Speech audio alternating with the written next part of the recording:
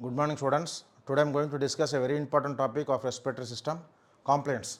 So, compliance means the distance to which lungs can expand or measure of stretchability. So, for example, if I take a rubber band, if I am going to stretch as much as possible, that means it is more compliant, but that is not the actual case. For example, I will ask you, compliance is more doing inspiration or expiration.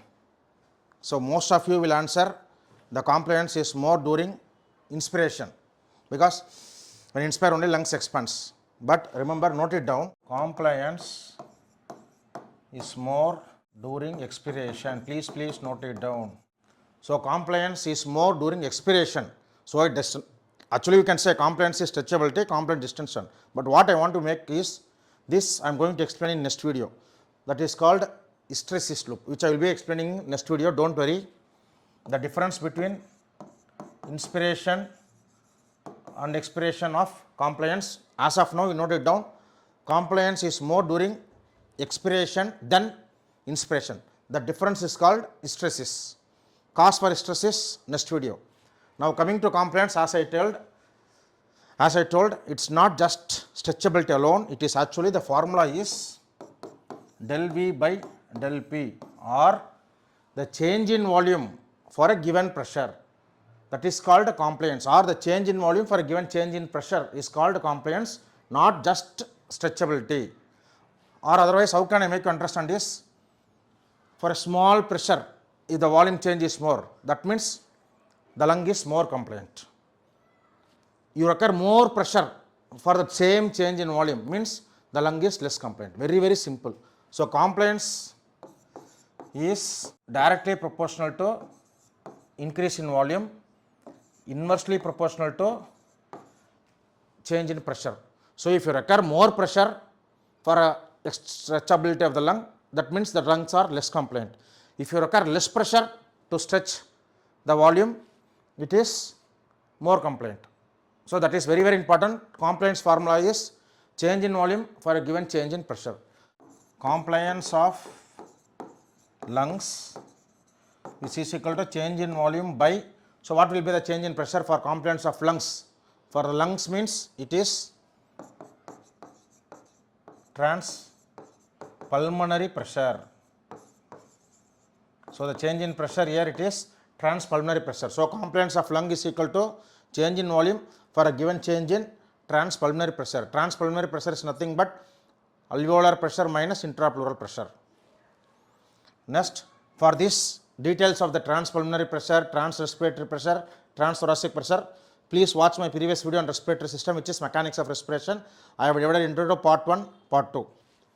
Now, compliance of chest wall is equal to change in volume by change in pressure, but here the pressure is transthoracic pressure. Compliance of respiratory system is change in volume for change in pressure, which is yes, answer, very good, transrespiratory pressure. Transpulmonary pressure is alveolar pressure minus intrapleural pressure. Transrespiratory pressure is alveolar pressure minus atmospheric pressure. So, like that 3 pressures are there. So, 3 compliance: compliance of lung, compliance of chest wall, compliance of entire respiratory system. So, as of now, very simple, compliance is change in volume for a given change in pressure. If the pressure increases, compliance decreases. If the volume increases, compliance increases. To make it simple, if you are able to stretch the lungs very easily, it is more compliant. If the stretch is not able to be easy, or something is resisting the stretch, then the lung is less compliant. Now comes the question, there are some factors which resist the compliance, which is not able to stretch the lungs. Remember, that is called elastance. Please note it down. I again write, compliance is not equal to elastance. Both are opposite to each other. Compliance and elastance are opposite to each other. Compliance is change in volume by change in pressure. Elastance is change in pressure by change in volume. Very simple. So, remember, whenever elastance is increased, the stretch is decreased, compliance is decreased. Whenever elastance is decreased, compliance is increased. So now let us take some conditions. Fibrosis. We all know lung is made up of elastic tissue fiber, collagen, all those things. In fibrosis, what happens? That elastic nature is, elastin fiber is increased. Fibrosis, it is like a lung is fibrous. It is not able to stretch. It is more elastic than normal. So what happens in fibrosis? As elastance is increased, compliance is decreased. So one of the lung conditions where compliance is decreased is fibrosis. The answer is, we know compliance and elastance are opposite. Whenever elastance increases, compliance decreases. Note it down. Okay, now another condition you tell me. I will tell emphysema. I will tell what happens in emphysema. So in emphysema, what happens? Yeah, I told, for example, this is that elastic fiber. In emphysema, what happens? The elasticity is decreased, opposite to fibrosis. So this elastance is gone. So in emphysema, this elastic fiber is lost. So recoiling effect is decreased. So what happens? Of course, you can tell in emphysema what happens. It is an abnormal lung condition. In emphysema, what happens to the compliance? So most of you will try to answer compliance is decreased because compliance is normal. Compliance means stretchability. It's not so. Here the compliance is increased but still abnormal. So in emphysema is a condition where the elastic nature is lost, and because of that, yeah, compliance is increased, stretchability. So more air is coming inside, but I need some elastic recoil, so that when I want to expire, the lung has to recoil. The nature of lung has elasticity, and that elastic nature is needed for the lungs to recoil. Okay, in emphysema, I am able to inspire, stretchability is there, but elastance is lost. So when I want to breathe out, it is very, very difficult. That's why emphysema comes under COPD, chronic obstructive pulmonary disease. In obstructive pulmonary disease, inhalation is easy, but when I want to expire, it is very, very difficult. The reason is the elasticity is lost, recoil of lung. Only if the lung recoils, air can expire, the air can go out. Very, very important. So I gave an idea of one condition where compliance is decreased, another condition where compliance is increased, but all these are based on elastance, elastic nature of the lungs. Compliance is opposite to elastance. If elastance is increased, compliance is decreased. If elastance is decreased, compliance is increased. Simple. Today we are discussing on compliance. So compliance is dependent on elastance of lung. Compliance, remember, compliance is like a triangle with three things. So compliance depends on elastance of lung, elastance of chest wall, and very, very, very important, surface tension. I again write it here. The elasticity, 1/3 of elasticity is because of elastance, and 2/3 of elasticity is because of surface tension. Note it down. We all know compliance is opposite to elastance, and this elasticity is dependent on 1/3 of elasticity is due to elastance, that lung elastance. 2/3 of elastic nature of the lung is due to surface tension. For example, if I take this alveoli, if in this alveoli, if surface tension is more, what will happen? Tension in the alveoli, it tries to collapse, or surface tension is nothing but collapsing force. So whenever the collapsing force is more, the expansion is less. Whenever the expansion is less, the stretchability is less, compliance is less. Very, very important. So the compliance of lung depends on elastance of the lung, elastance of the chest wall, and surface tension.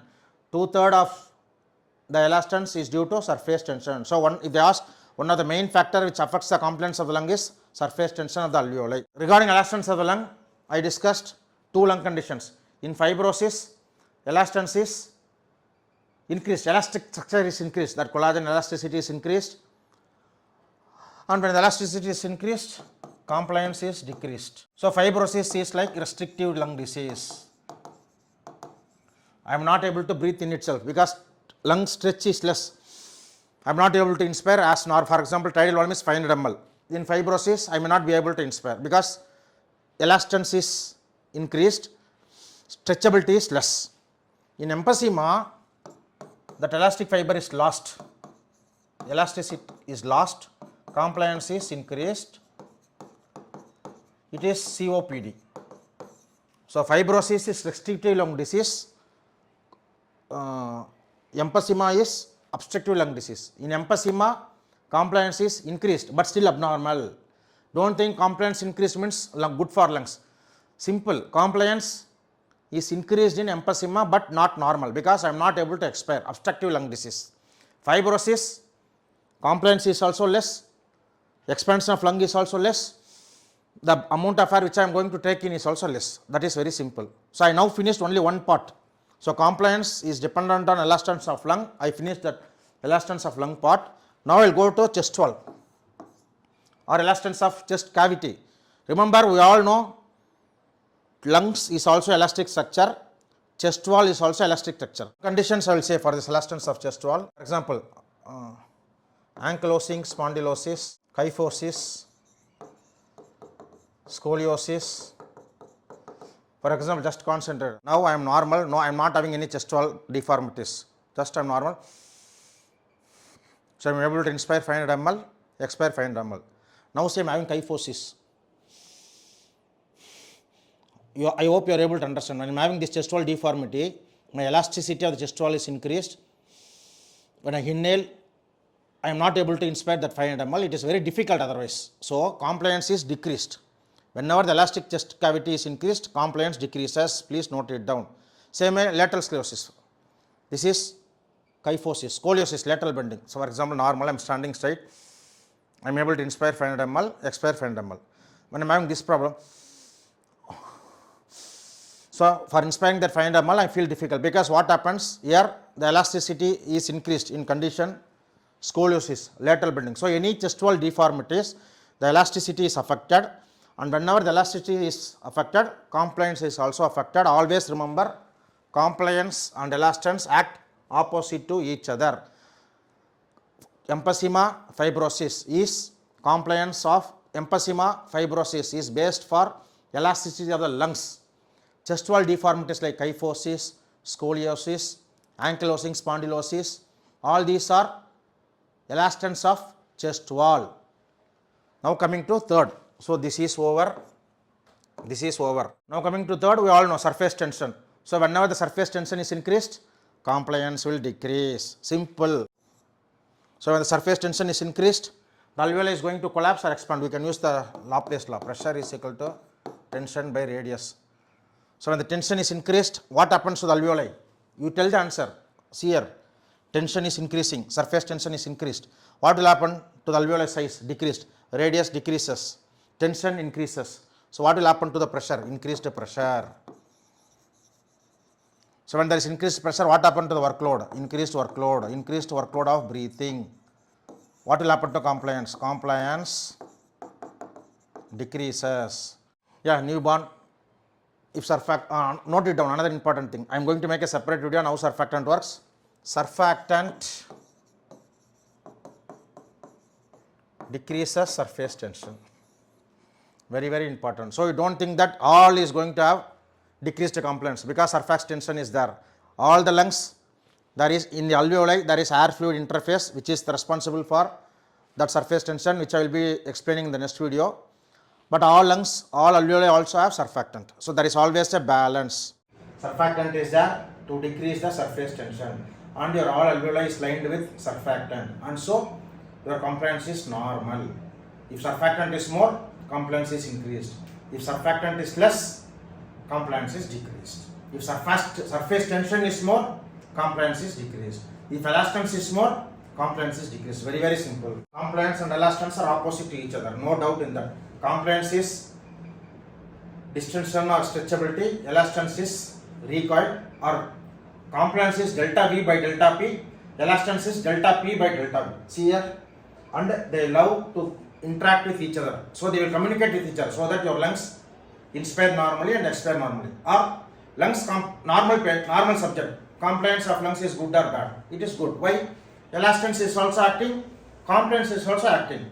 They both balance each other. That's what I want to tell. Balance, play. They both balance each other, very very important. And now note it down. Now I am going to the value. So the compliance of lung can be taken as 200 milliliter per centimeter water. Note it down. Compliance. So far I told 3 compliance. Compliance of lung is change in volume for del P. That the del P is what pressure? Transpleural pressure. Alveolar pressure minus pleural pressure. Compliance of chest wall is what? Del V. Change in volume for what pressure? Transthoracic pressure. Compliance of respiratory system is del V by what pressure? Respiratory pressure. Very very simple. So if you are using denominator as transpleural pressure, it is compliance of lung. If you are using denominator as transthoracic pressure, it is compliance of chest wall. If you are using denominator as respiratory pressure, it is compliance of the entire respiratory system. So 3 compliance. Here the compliance of lung is 200 ml per centimeter water. Now what I am going to discuss is, just concentrate. We all know, you have heard this term -5 at rest. See here. I am not inspiring, not expiring, just standing. Now tell me, what is my intrapleural pressure? We all know intrapleural pressure at rest is also negative, which is -5. So during inspiration, the intrapleural pressure becomes more negative, -1.5 or -8 here. So this is during inspiration. Now just concentrate. During inspiration, my intrapleural pressure is becoming still more negative. Because of the change in intrapleural pressure to negative, alveolar pressure also becomes negative. At rest, alveolar pressure is 0. During inspiration, alveolar pressure is -1. So outside is 760, inside is 759. So what will happen? Air moves from high pressure to low. All these we discussed in mechanics of respiration, our video detailed. Now what I want to tell is, at rest, what is the compliance is del V by del P. At rest, it is -5. Here del P means not intrapleural pressure, it is alveolar pressure minus intrapleural pressure, because it is transpleural pressure, TPP. At rest, TPP is -+5. 0 minus -5, which is 0 plus 5. At inspiration, it is -1, because alveolar pressure becomes -1, minus, which is equal to +7.5 approximately. So what I want to tell is, at rest, transpleural pressure is +5. During inspiration, it is becoming adding 2.5. So intrapleural pressure is, or transpleural pressure is increased by 2.5. So how much change? What I want to tell is, during inspiration, how much pressure is changed? Del P is how much changed? It is changing to +2.5, written somewhere. 2.5. Now see here, compliance is equal to del V by how much it has changed? +2.5. For 1 centimeter, how much? 200 ml. For 2.5 centimeter, 200 into 2.5, which is equal to 500 ml. So tidal volume is 500 ml. So just concentrate. When I inspire, my intrapleural pressure from -5 goes to -7.5. My transpleural pressure increased by 2.5. For 1 centimeter water increase, it is 200 ml. For 2.5 centimeter, it is 200 into 2.5, which is equal to 500 ml water. So just to explain the compliance of lungs during rest and during inspiration, this we know. That's what I explained. Static compliance means at rest, when I am not inspiring, not expiring. Dynamic means motion. Dynamic compliance means during inspiration what happens, during expansion what happens to change in volume. Compliance is nothing but change in volume for a change in pressure. This you can take it down. Just concentrate. Apart from this, this is the diaphragm.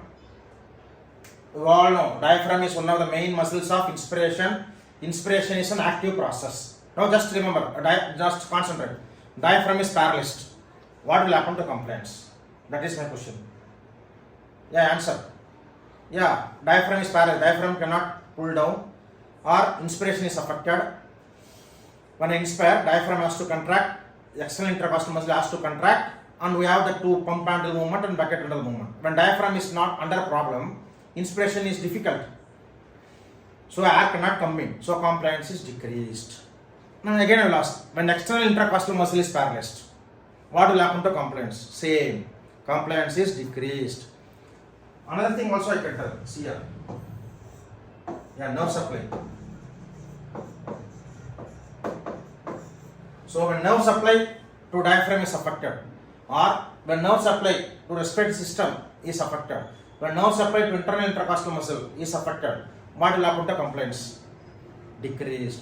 If the muscle of inspiration is affected, compliance is decreased. If the nerve supplying the muscle is affected, compliance is decreased. And this, first itself I told you. What happens to the compliance during inspiration and expiration?